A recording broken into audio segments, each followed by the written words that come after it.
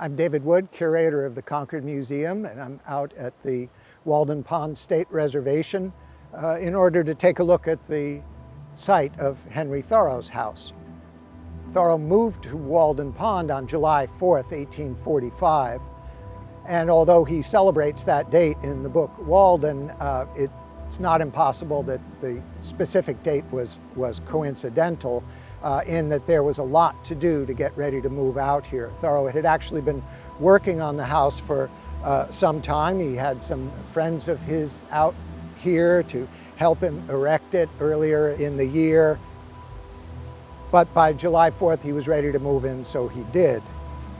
His preparation for the actual building of the house went back some months from the time that he had made an arrangement with Ralph Waldo Emerson to make use of Emerson's newly purchased woodlot here for a house that Thoreau would leave to Emerson when he was through with it. He'd always planned to end his vocational sojourn out here.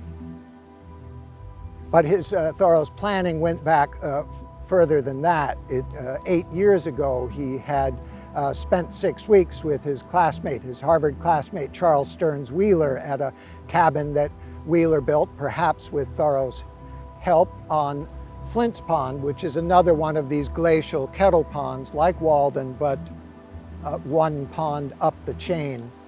The experiment at Wheeler's cabin gave Thoreau some sense of what he was in for here in his living arrangements, but his purpose in coming here was in part to write a book, an homage to his brother John, a complicated book, but based in part on the trip that John and Henry took up the Concord and Merrimack in 1839 in a boat that they built themselves, much the way Thoreau built his own house.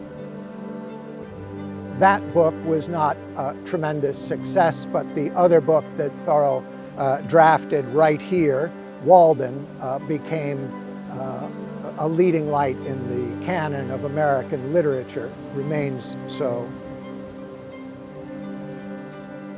Now, it may have been a coincidence that it was July 4th that Thoreau actually relocated to this location.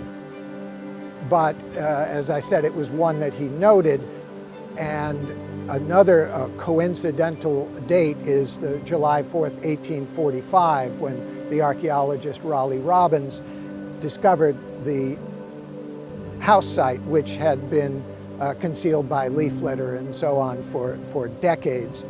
Although the cairn was there, the cairn begun by Bronson Alcott in the 1870s and continually added to subsequently. So there are two July 4ths.